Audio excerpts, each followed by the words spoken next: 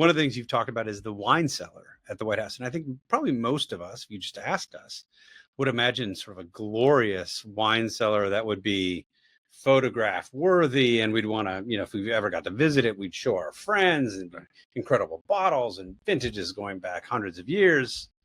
And that's not the reality of the White House wine cellar. You're absolutely right. When I worked there, I wanted to see the wine cellar, and I kept pestering the custodian of the White House to show it to me. And I waited, and he kept putting me off. And finally, during the summer, when everyone was gone, he said, "All right, I'm going to show you the wine cellar." And like you, I had this image of this big round ceilings and case after case of futures and layers, centuries of dust on things. And and also, by comparison, the Queen of England or King of England now has 38,000 bottles of wine in their cellar, and the President of France has about 18,000 bottles. So I was thinking, we're America. What are we going to have? We go bigger, right? We have 7-Eleven, the Big Gulp, and we have Texas, and to my disappointment, as you know, there is no White House wine cellar. It's a closet. Yeah, it's literally a small little closet with some wooden slats where they can stack a few bottles to have if the president has a guest over who wants some wine.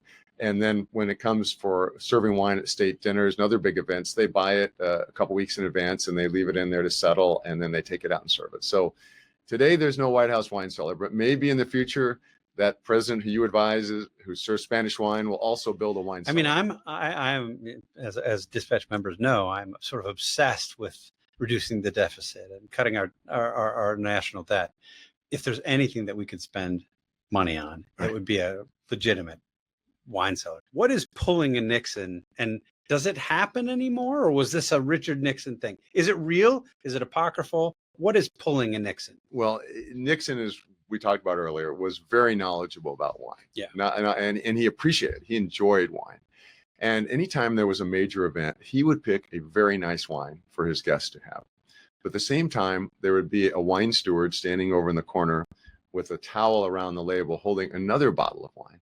And that was a better bottle of wine that Nixon had picked for then himself. He was serving his guests. And I'd heard this back. I'd heard some people say it's not true. Some people on the staff, no, we know what you're talking about. And other people say, oh, yeah, it's true. I went back and forth. And finally, Woodward and Bernstein, in their book, The Final Days, documented that Nixon would do that. And actually, his favorite was a 1966 Chateau Margaux. That would be wrapped in the towel. Not bad. Great choice. Say not bad if you're going to do something like that. If you're going to cheat big. Right. Exactly. So he serves a great wine to everybody else, but a very special wine to him. And so we confirmed that it happened. And as I share this story, people kind of like sometimes get a little red in the face, and they said, at my daughter's wedding, I pulled a Nixon. I had a separate bottle at my table, nobody else had.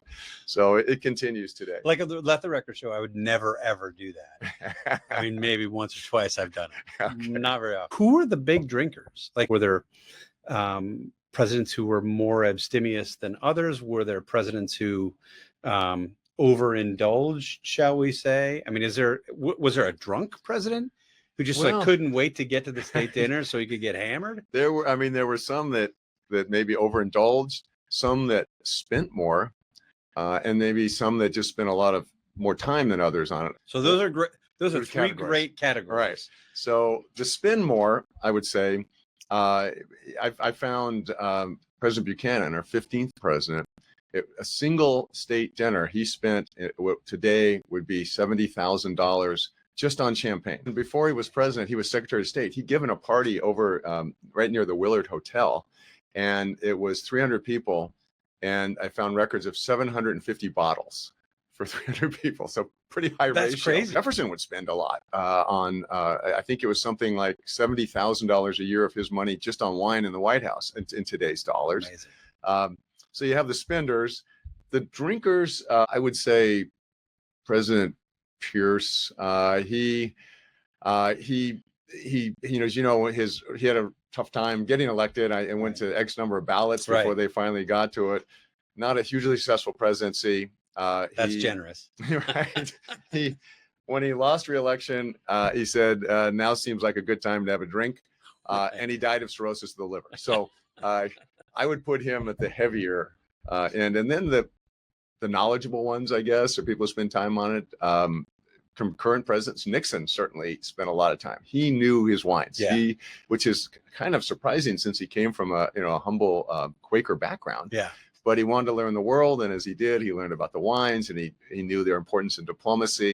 And the other one who really a recent presidents really knew his wines was Ronald Reagan, and I knew that because I had the opportunity to work for him. But he'd had an experience when he was a young actor. He got pneumonia, and he met with a doctor, and the doctor said, if you have a glass of wine every day, it's probably good for your health. So, good doctor. So Right. he followed that. He would have a glass of wine.